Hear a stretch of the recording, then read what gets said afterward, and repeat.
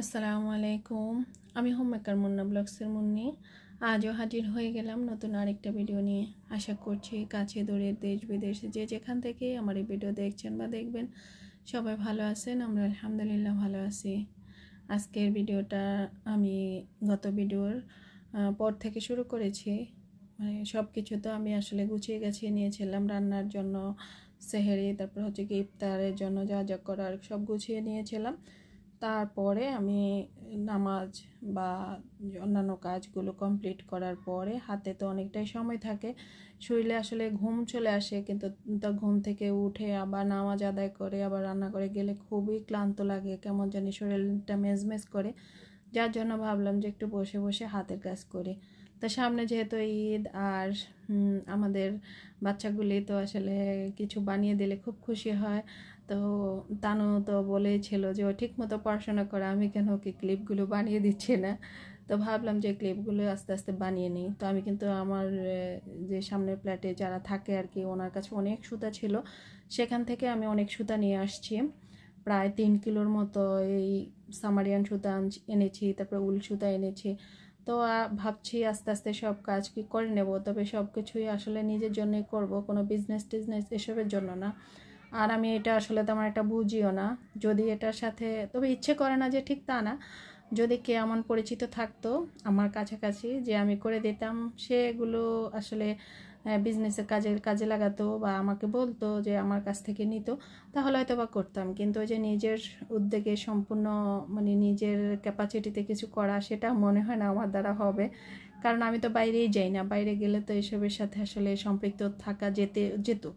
তো এখন যেহেতু আসলে আমার মন চাচ্ছে সব ধরনের কাজগুলি আমি আসলে করি, হঠাৎ করেই আসলে কুশি কাটার কাজটা আমার মাথায় কেমন যেন একটা মানে ঢুকে গিয়েছে। তো যতদিন এটা থাকবে মাথায়, ততদিন এই কাজটা চলতেই থাকবে ইনশাল্লাহ। তো তার জন্য করে নিচ্ছিলাম। তো তারপরে আসরের আজান দিয়ে দিল, নামাজের পরে চলে আসলাম রান্নাঘরে, কারণ সব গুছানো আছে, এখন কেবল আস্তে আস্তে একটা একটা করে করে নিলে হয়ে যাবে। আর রান্নাটা অবশ্যই আমি ইফতারের পরে যখন রান্নাঘরে আসি, আবার মাগরিবের পরে আর কি, নামাজের পরে যখন আসি, তখন অবশ্য ধোয়া পালাগুলো হয়ে যায় আর হচ্ছে গিয়ে আমার রান্নাটাও হয়ে যায়। তো রান্না তো আসলে তেমন কিছু না, একটা তরকারি রান্না করলে আসলে হয়ে যায়। তারপরেও কি দেখা যাচ্ছে যে খাওয়া যাচ্ছে না, সন্ধ্যা রাত্রে ইফতারি খাওয়ার পর আসলে ভাতটা কেউই খাচ্ছে না ঠিক মতো কি খাচ্ছেই না।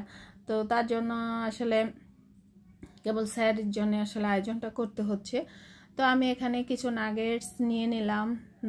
নাগেটসগুলো অবশ্যই আমি সবগুলো নাই, টোটাল 32টা নাগেটস হয়েছিল। তো সেখান থেকে আমি কেবল 12 পিস মানে ইফতারের জন্য নিয়েছি, আর বাকি 20 পিস কিন্তু আমি ফ্রোজেন করে রেখে দিয়েছি। যদিও কেন জানি আমার কাছে ফ্রোজেন এসব খাবারগুলো আমার কাছে ভালো লাগে না, মানে ভাজতে গেলে একদম বিরক্ত লাগে। আমার কাছে মনে হয় যেন তেলটা বেশি নষ্ট হয়, ভেঙে ভেঙে যায় এই আর কি। তো সবার এমনটা হয় কিনা আমি জানি না, নাকি আমার সাথে এমনটা হয় কে জানে। তো যাই হোক, ফ্রোজেন করে রেখে দিয়েছি, পরে আবার যখন মন চাইবে বা যেদিন মন চাইবে সেদিন আবার বাচ্চাদেরকে ভেজে দিতে পারবো। আর ওরা তো খুব মজা করেই খেয়েছিল, যার জন্য আমার কাছে আসলে মানে কষ্ট হলেও সার্থক হয়েছে ভেজে নেওয়াটা। তো এখানে কিছু পেঁয়াজুও বানিয়ে নিয়েছি, যেহেতু খান সাহেবের পেঁয়াজুটা খুব পছন্দ। আর হচ্ছে গিয়ে আমি ভাবলাম যে খালি যা যা খাওয়া যায় আর কি, বুট মুড়ি আর ওই দিন করি নাই, মুড়ি আর খাই নাই, এসব খাবারগুলো আসলে খাওয়ার পরে আর বুট মনেও চাইবে না, মুড়িও আর খেতে ইচ্ছে করবে না। তো তার জন্য বুট আর মুড়িটা ওই দিন আর করা হয় নাই।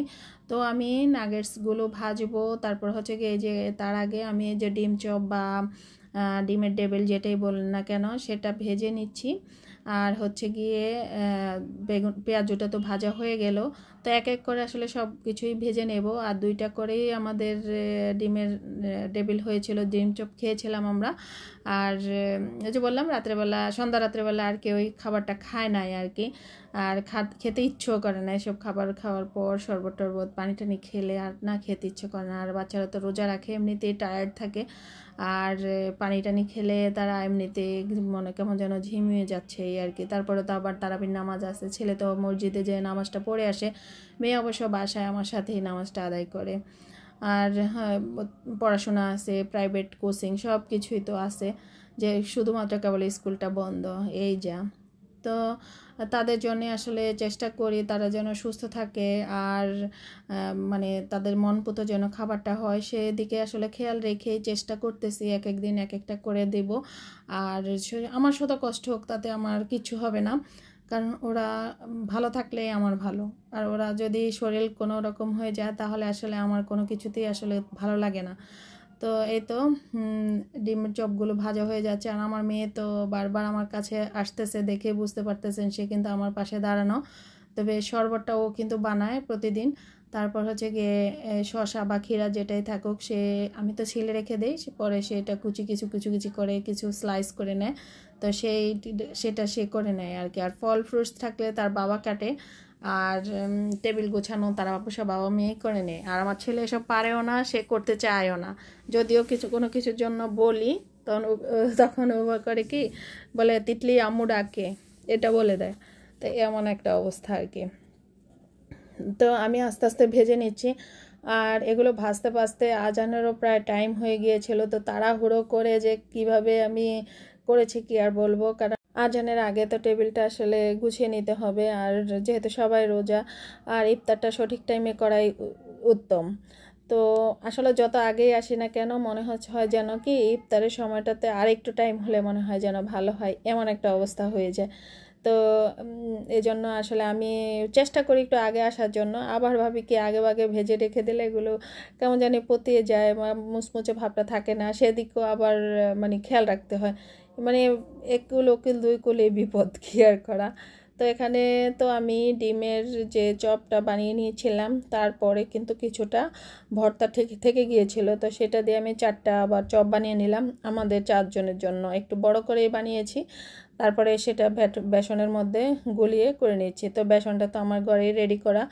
তো আপনাদের সাথে আসলে বেগুনিটা শেয়ার করি নাই, বেগুনিটা আমরা আজকে খেয়েছি। এটা হচ্ছে তো গতকালের ইফতারের, তো আজকের ইফতারে কিছুই আমি আসলে ভিডিও করি নাই।